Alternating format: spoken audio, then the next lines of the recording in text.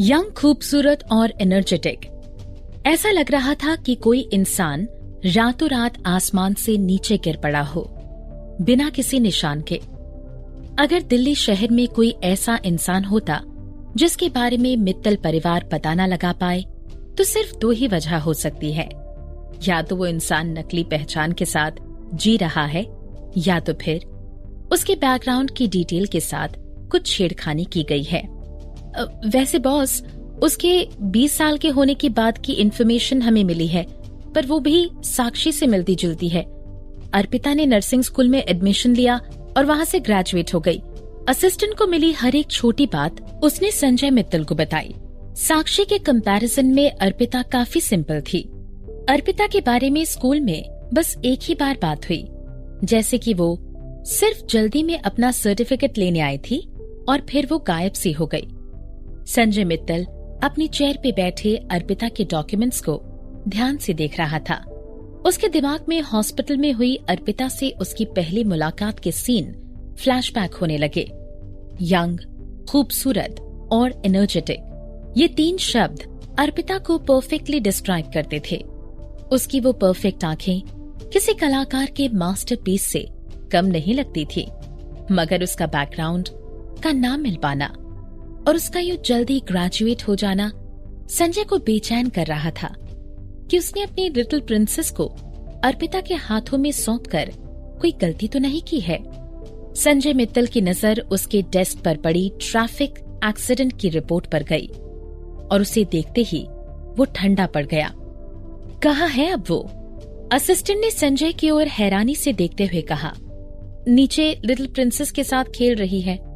वो सुनकर संजय किसी सोच में पड़ गया। वो अपनी चेयर पर से उठा और वहां से चल दिया। जब वो नीचे पहुंचा तो उसने देखा कि अनन्या हॉल में बैठकर अपने हाथों से नाश्ता कर रही है। वहां सिर्फ नौकर मौजूद था। अनन्या की देखभाल करने वाली नर्स कहाँ है? संजय मित्तल ने नौकर से पूछा। नौकर ने संजय की बात सुनकर जवाब दिया, बॉस, लिटिल प्रिंसेस को 2 लोगों द्वारा ख्याल रखे जाने पर अच्छा नहीं लग रहा था, तो मैंने उन दोनों नर्सों के लिए एक शेड्यूल बना दिया और पहले मैंने साक्षी को रेस्ट करने के लिए कह दिया। फिलहाल अर्पिता लिटिल प्रिंसेस का ख्याल रख रही हैं। अभी वो बेडरूम में है।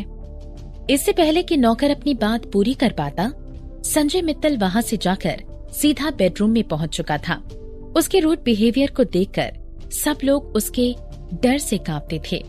नौकर काफी डरा हुआ था, इसलिए वो संजय के पीछे नहीं गया। संजय बेडरूम के दरवाजे के पास पहुंचने ही वाला था कि उसने चीजों को इधर उधर करने की आवाज सुनी। अनन्या, अभी अंदर मत आओ, अभी हॉल में ही रहकर खेलो, प्यारी दीदी अभी आ जाएगी। अर्पिता अनन्या के रूम में रखे खिलौनों को समेट रही थी, जो कि उसके हाथ जख्मी होने की वजह से वो फिलहाल के लिए नहीं खेल सकती थी। वो खिलौने समेटकर बाहर निकलने ही वाली थी कि उसने देखा एक लंबी इंसान की छवि उसके सामने खड़ी थी। वो गहरी आंखें उसे अजीब तरीके से देख रही थी। किसी का उस तरीके से देखना किसी को भी डरा सकता है।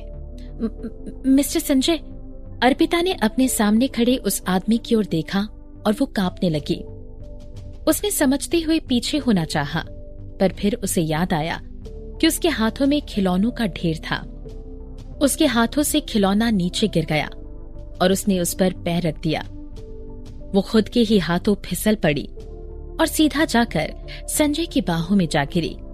उसने जो दर्द एक्सपेक्ट किया था उसे वो नहीं हुआ। अर्पिता ने कंफ्यूजन में अपनी आंखें खोली।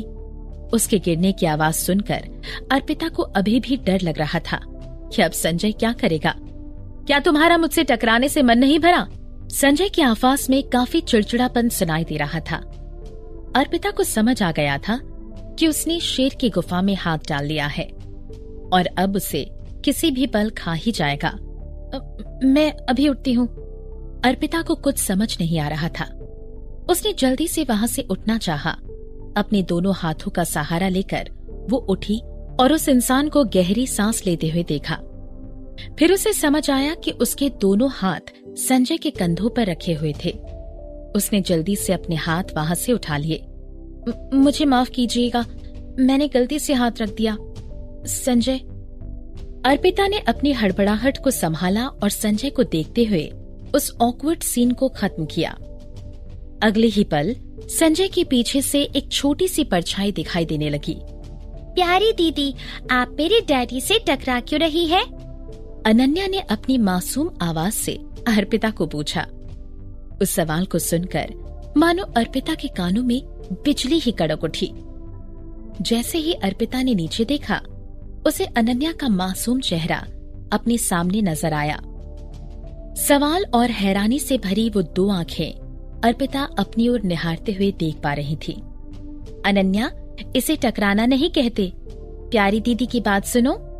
प्लॉप। इससे पहले कि अर्पिता कुछ कह पाती, वो हड़बड़ाहट में वापस संजय के ऊपर जा गिरी। अर्पिता के लाल नर्म मुलायम होठ संजय के होठों से जा मिले। संजय की सांसें उसे जानी पहचानी सी लग रही थी, वही धीमी सी सुंदर खुशबू। संजय से हुए हॉस्पिटल में उसके पहले टकराव के सीन उसकी आंखों के सामने आ गए। ऐसा लग रहा था मानो उसकी मौत आ गई है। अर्पिता पैनिक होकर संजय से दूर हटी। उसे लग रहा था मानो उसकी बॉडी सुन पड़ चुकी है। वो संजय की तरफ देखना भी नहीं चाहती थी। अगर वो कहती कि उसने ये जानबूझकर नहीं किया है, तो क्या उसका विश्वास करता, या इस बार भी उससे पहली बार की तरह बदला लेता? अर्पिता कुछ समय के लिए सोच में पड़ गई। थोड़ी देर बाद रूम के दूसरे कोने में जाना ही उसने ठीक समझा, जहां से वो संजय से दूर रह सके। मैंने ये जानबूझकर नहीं किया, सॉरी। जमीन पर गिरकर किसी को किस करना संजय ने अपनी जिंदगी में ये पहली बार महसूस किया था। और तो और ये ठीक उसकी बेटी की आंखों के सामने हुआ था। ठीक उसकी आंखों के सामने। वो जैसे ही जमीन से उठा, उसने अपने असिस्टेंट को उसकी ओर घूरते हुए पाया। संजय के असिस्टेंट के लिए ये बिल्कुल हैरानी की बात थी। ग्रेट, देखा तुमने क्या किया? एक और विटनेस। बॉस, आपके मुंह का कोना। वो असिस्टेंट अपनी हैरानी से बाहर आया। संजय मित्तल ने अपनी मुलायम उंगलियों से अपने होठों को छुआ। अपनी आंखों को नीचे करके उसने देखा कि उंगलियों पर खून लगा हुआ है। मुझे लगता है ये खून किस करने की वजह से आया है, असिस्टेंट ने हैरत से संजय को कहा। शट अप, संजय ने गुस्से में असिस्टेंट को कहा। उसे ऐसे एम्बैरसिंग सिचुएशन को याद नहीं करना था। असिस्टेंट की ये बात सुनकर अर्पिता ने उसकी ओर अजीब नजरों से देखा। हालांकि उसे ये समझ आया कि ये उसके संजय के लिए बैड बिहेवियर का अंजाम है कि उसके होठों से खून निकल आया। उसे ऐसा लगने लगा कि वो खुद के लिए गड्ढा खोदे और उसमें खुद को दफन कर दे। उस रूम में संजय मित्तल किसी तरह उस खून को देखने के बाद अपना गुस्सा काबू में कर रहा था। ऐसा लग रहा था मानो पूरा रूम ठंडा पड़ चुका है। रिपीट, ठंडा पड़ चुका हो। सब संजय के डर से कांप रहे थे। जैसे ही अर्पिता को लगा कि अब उसका नसीब खत्म होने की कगार पर आ चुका है, वैसे ही वो डरा देने वाला आदमी वहां से चला गया। क्या वो चला गया? अर्पिता ये सोचते हुए कमरे के दरवाजे की ओर भागी और बाहर कॉरिडोर पर देखने लगी। वहां कोई नजर नहीं आ रहा था। संजय वहां से जा चुका था। ये आदमी कितना गुस्सैल है। बॉस, असिस्टेंट संजय मित्तल की ओर भागा और उसे ढूंढने लगा। बॉस, क्या हम अर्पिता को लिटिल प्रिंसेस की देखभाल के लिए रख रहे हैं, जो कि हम वहां ऐसे ही चले आए बिना कुछ कहे? असिस्टेंट ने संजय के बोलने के पहले ही संजय से ये बात कह दी। वो संजय के एक्सप्रेशन समझ नहीं पा रहा था कि आखिर उसके दिमाग में चल क्या रहा है। संजय ने असिस्टेंट के बात सुनकर अपने कदम रोक लिए। उसके हैंडसम चेहरे पर एक सीरियस लुक आ गया। उसके दिमाग में अर्पिता का उस पर गिर जाना और उस किस का ख्याल बार बार आ रहा था। वो उसे आराम से अवॉइड कर सकता था और उसे जमीन पर गिरने दे सकता था। फिर भी उसने अर्पिता को खुद पर गिरने दिया और बाकी सब देखता रहा, मानो उसकी बॉडी जमीन से चिपक गई हो। उसने आखिर में अर्पिता को टच और किस भी किया।